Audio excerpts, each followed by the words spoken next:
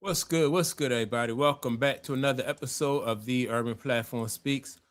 Make sure to hit like and subscribe as you tune into the channel. Check out the content. And with that being said, man, in this video, I want to talk about intellectual property and how sometimes these big networks and big companies try to come along and uh, they try to steal your ideas. And you see people not only will they try to steal your ideas, but they'll try to steal your name, your likeness, and anything that they can get from you, that they feel like that is of value so they can control you or your company, right? Or your podcast, in this case, your podcast, right? And so probably over the last year, a couple cases that come to mind. Number one is the Gilbert Arenas situation, right? And the situation that Gilbert Arenas had with Underdog.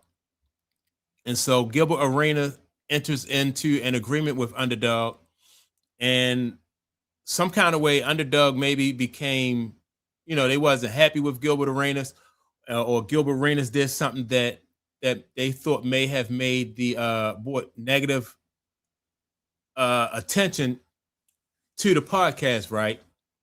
And so they decided to change the name of the podcast from what was it, the Gilbert Arenas or the Arena or something like that, and they changed it to the Arena, right? And they started to bring in other people, right? Because Gilbert Arenas had a 50-50 deal with them. Now, everybody thought that, like this was crazy. It was over with for Gilbert, the Arenas. And that Gilbert Arenas had made a big mistake by signing with Underdog, right? And it turns out, it could have been a downfall, but it turns out that what the Underdog, or what is the guy named David Portnoy, what he didn't take into account was the fact that what Gilbert Arenas brought to his podcast, he wasn't able to steal or take away from Gilbert Arenas. And that's what a lot of big networks and big businesses think, that they could come in there and they could have you sign contracts and stuff like that, and they can basically take over. But the thing is, and I've seen recently with Gilbert Arenas, he went back and he started his own podcast. Him and the guy name is Josiah. So he has him and a guy named Josiah. He's doing his own podcast. He recently was on a live podcast, him and Josiah. Then he called Lexi Brown, and so he's making an effort to rebuild, the arena, right, or what they call it, or Gilbert's arena, right. So he's making an effort to rebuild that, and I think it's a good sign when you see that these big businesses think that they can come in, add they add production as far as, like, I mean, they add value as far as the production, right? But when you're talking about doing a podcast, more so for these podcasts, people are tuning into podcasts because they like the personality, and they like the character of Gilbert Arenas or whoever the host may be. Because we saw the same thing with with Patrick Beverley, right? Patrick Beverley had a podcast he started with a partner. Patrick Beverley had a little bit of legal issues. And so the sponsors, along with Patrick Beverley's co-host, decided to push him out, move him out. And so what happens?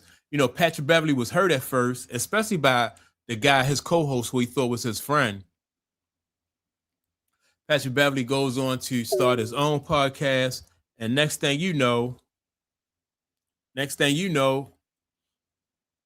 podcast is starting to pick up and it's doing well.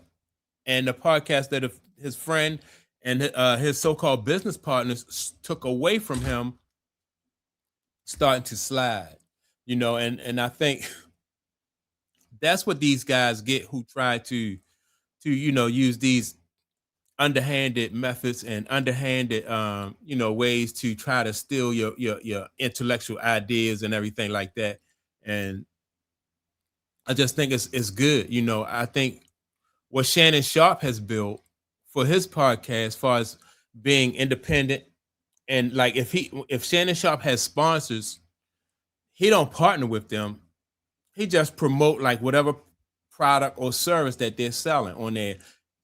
And so I think a lot of podcasters are going to learn from Shannon Sharp's example. You don't have to sell interest in your business or your podcast in order to, to be successful. When you have a podcast and it's popular like that, you don't need a 50-50 partner like what Gilbert Arenas did with Underdog, because that's where you're going to run into problems like what Gilbert Arenas did. They thought that they had all the leverage. They signed everybody to contracts. And now you have some guys who are still with Underdog. Let me see. I think, what is the other guy's name? Kenya Martin is still with them under contract. Swaggy P is still with them under contract. And I think the other guy too, what's the other guy name? One more guy that's still with them under contract. Right. And so I'm not really blaming those guys for sticking with them, because I think they do have to, they have to honor their contract, right? Swaggy P, Kenya Martin, but after a while, it would be so funny that if those guys, once their contract is up with Underdog, leave Underdog and go right back with Gilbert Arenas, and they set up the podcast, the way that it's, continue with the podcast the way it was before Underdog came on there. I think Underdog thought that they could bring in, other people like Skip Bayless and whoever else they wanted to bring in and take control of the podcast. Now it's not looking like that. It's looking like they spent a whole lot of money trying to steal the podcast or steal Gilbert Arenas' business idea, and it's going backfire on them. And fortunately, like I said, for Gilbert Arenas, that's the way to do it. But it's going to be a lesson. Like I said, it's got to be a lesson to people coming up in the podcast business that don't partner with these big networks or these big business entities. It's really not necessary. Like if Underdog wants to advertise on your podcast and they feel like that you're a match for their product, you're a match for the service that they offer or bring to the table, then cool. They can sponsor, and they can, but you don't need to partner with them, because as soon as you partner with them and you give them any kind of leverage, that's what they're going to do. And the same thing happened to Patrick Beverley. He had some sponsors on, and a partner that he couldn't trust. And next thing you know, the podcast had some popularity. But what they fail to realize is that the popularity was because of Patrick Beverley. And Patrick Beverley had that, the partner said, well, the co-host said, I don't feel like,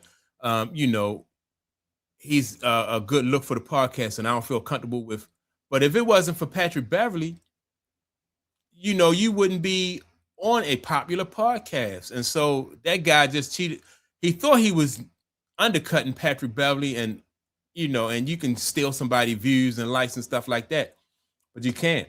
Patrick Beverley started all over, rebuilt another podcast, and he's doing well. Like I said, the first podcast with his so-called business partner and co-host, they are slipping in the ratings. So, like I said, it's a good look. It's a lesson to be learned for people coming up in the podcast industry. Do not partner with these big networks or big business entities and allow them to take your name and likeness, and really they just want to control you. So don't allow them to do it. That's all I had on this. I just like the fact that everybody, has been able to recover from these kind of shady business deals that these big networks are doing. So make sure to like, subscribe to the channel. Also, don't forget to leave a comment.